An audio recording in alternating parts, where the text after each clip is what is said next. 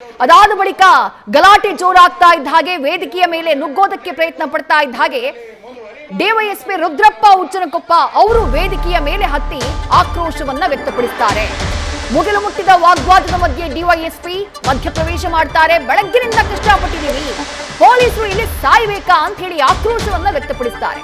ದಿನ ಇದೇ ಕತೆ, ಬೇರೆ ಕೆಲಸ ಇಲ್ವಾ ನಮ್ಗೆ ಅಂತ ಹೇಳಿ ಆಕ್ರೋಶವನ್ನ ವ್ಯಕ್ತಪಡಿಸುತ್ತಾರೆ ಡಿವೈಎಸ್ಪಿ ರುದ್ರಪ್ಪ ಉಚ್ಚನಕೊಪ್ಪ. ರಾಜಕಾರಣ ಮಾತನಾಡಬೇಡಿ, ಸಮಾಜದ ಬಗ್ಗೆ ಮಾತನಾಡಿ, ಹಾದಿ ಬೀದಿಯಲ್ಲಿ ಚರ್ಚೆ ಬೇಡ, ಮಾತನಾಡಿ ಬಗೆಹರಿಸಿಕೊಳ್ಳಿ ಅಂತ ಹೇಳಿ ಎರಡೂ ಕಡೆಯವರಿಗೆ ಡಿವೈಎಸ್ಪಿ ರುದ್ರಪ್ಪ ಉಚ್ಚನಕೊಪ್ಪ ವೇದಿಕೆಯ ಮೇಲೆ ಮನವಿ ಮಾಡುವಂತಹ ಪ್ರಯತ್ನವನ್ನ ಮಾಡ್ತಾರೆ. ಇಲ್ಲಿ ನಾವು ಬೆಳಗ್ಗೆಯಿಂದ ಎಷ್ಟು ಕಷ್ಟಪಟ್ಟಿದ್ದೀವಿ ನಮ್ಗೆ ಗೊತ್ತು. ನೀವು ನಿಮ್ಗೆ ಕರೆ ಅನ್ನೋದು ಅವ್ರು ಯಾವುದೇ ಕರೆ, ಪೊಲೀಸರು ಸಾಯ್ಬೇಕಾ ಇಲ್ಲಿ?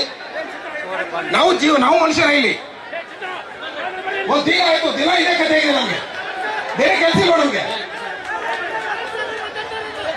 ದಯವಿಟ್ಟು ಎಲ್ಲ ತಿಳಿದಾದ್ರಿ, ಎಲ್ಲರೂ ನಮ್ಮ ತಂದೆ ವಯಸ್ಸಿನವರಿದ್ದೀರಿ, ದಯವಿಟ್ಟು ಗಮನಿಸಿ.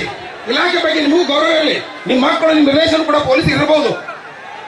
ಏನೇ ಒಬ್ಬನೇ ಏನಾದ್ರು ಸಣ್ಣ ಇಡೀ ರಾಜ್ಯಾದ್ಯಂತ ದೇಶಾದ್ಯಂತ ಸುದ್ದಿ ಆಗತ್ತೆ. ದಯವಿಟ್ಟು ಹೇಳ್ತೀನಿ, ಸಮಾಜ ಬಗ್ಗೆ ನನಗೂ ಕಳಕಳಿ ಇದೆ, ನಾನು ಸಮಾಜದವನೇ. ಈ ತರ ಎಲ್ಲ ಹಾದಿ ಬೀದಿಯಲ್ಲಿ ಚರ್ಚೆ ಮಾಡೋದು ನಾನು ಇಷ್ಟ ಪಡೋದಿಲ್ಲ. ನಿಮ್ದು ಏನಾದ್ರು ನಾ ಕೊಡೆ ನಿಂತು ಬಗೆಹರಿಸ್ಕೊಳ್ಳಿ ದಯವಿಟ್ಟು.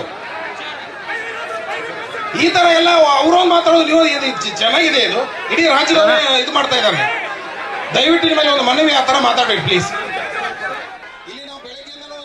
ಗಲಾಟೆ ಜಾಸ್ತಿ ಆಗ್ತಾ ಇದ್ದ ಹಾಗೆ ವೇದಿಕೆಯ ಮೇಲೆ ನುಗ್ಗೋದಕ್ಕೆ ಪ್ರಯತ್ನ ಪಡ್ತಾ ಇದ್ದ ಹಾಗೆ ಎರಡೂ ಕಡೆಯವರಿಗೆ ಡಿವೈಎಸ್ಪಿ ಉಚ್ಚನಕೊಪ್ಪ ಮನವಿ ಮಾಡ್ತಾರೆ. ಜೊತೆಗೆ ತಮ್ಮ ಹತಾಶೆ, ಆಕ್ರೋಶವನ್ನ ಕೂಡ ವ್ಯಕ್ತಪಡಿಸುತ್ತಾರೆ. ಬೆಳಗ್ಗಿನಿಂದ ಇದೇ ರೀತಿಯಾದಂತಹ ಬಿಗುವಿನ ವಾತಾವರಣ ಹರಿಹರ ಪಂಚಮಸಾಲಿ ಪೀಠದಲ್ಲಿದೆ. ಒಂದು ಕಡೆ ಸ್ವಾಮೀಜಿ ಪರವಾಗಿರುವಂತಹ ಭಕ್ತರು, ಮತ್ತೊಂದು ಕಡೆ ಟ್ರಸ್ಟಿಗಳ ಪರವಾಗಿರುವಂತಹ ಭಕ್ತರು.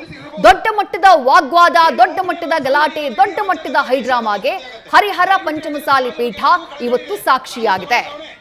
ಈ ತರ ಎಲ್ಲ ಹಾದಿ ಬೀದಿಯಲ್ಲಿ ಚರ್ಚೆ ಮಾಡೋದು ನಾನು ಇಷ್ಟ ಪಡೋದಿಲ್ಲ.